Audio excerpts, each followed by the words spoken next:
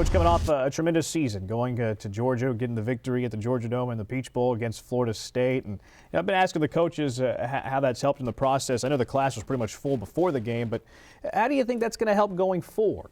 Well, there's no doubt anytime that you win your last game that it builds a lot of momentum going into the season, the next season and off season. And, you know, our guys are, hadn't been that long since we were playing in Atlanta, and they're already back, and they're grinding and doing a fantastic job in off season. So we're off to a great start. Yeah, it's almost turned into like an 11-month program after playing in early January, but that's a good problem to have.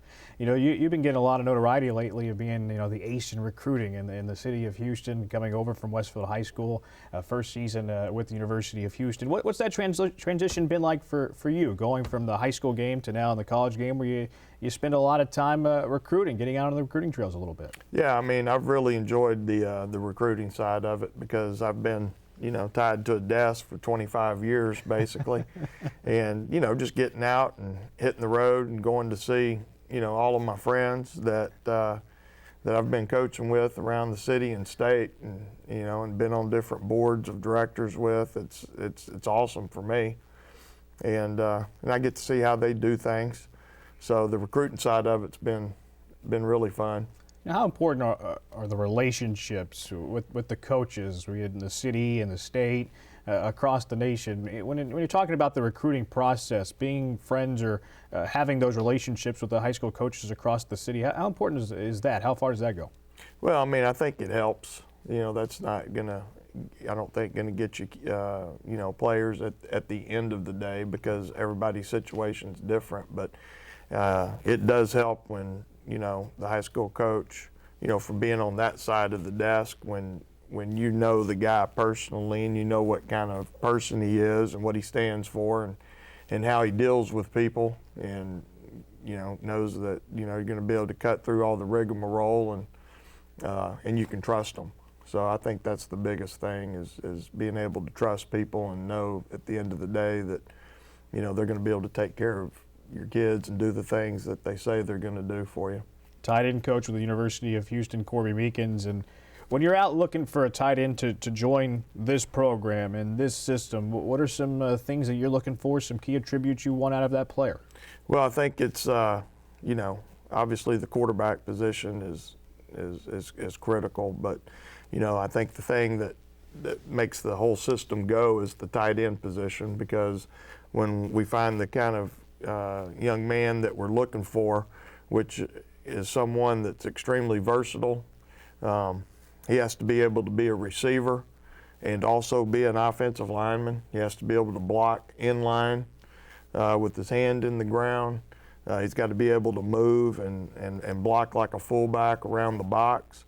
But, what makes our offense go at the end of the day is being able to get into all of our empty sets and 4 wide receiver sets.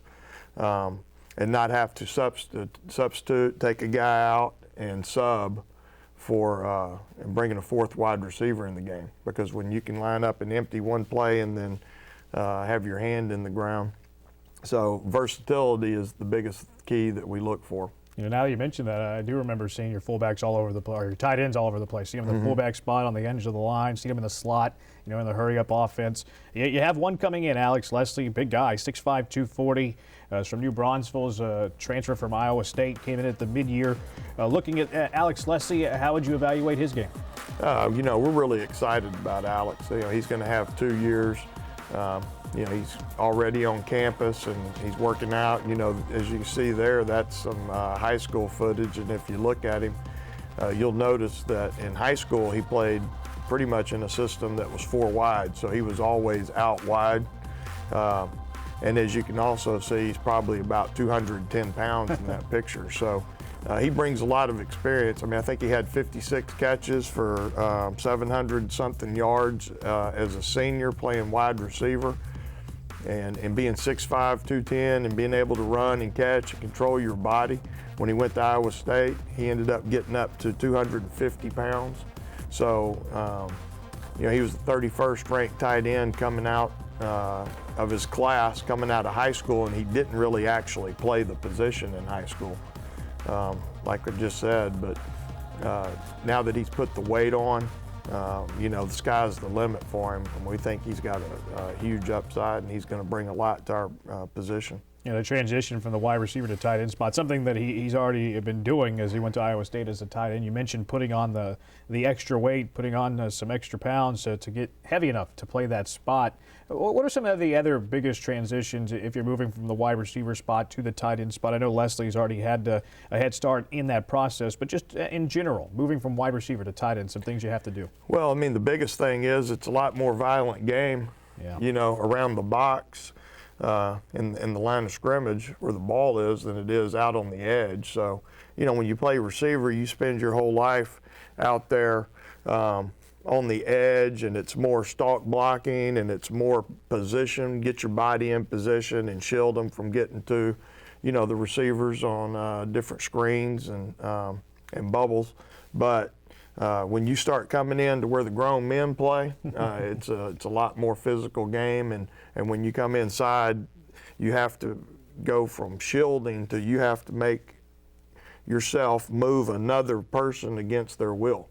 So it's a whole lot different game. So just learning how to use your hands and use leverage and gain strength and momentum and force as you're blocking, that's the biggest difference.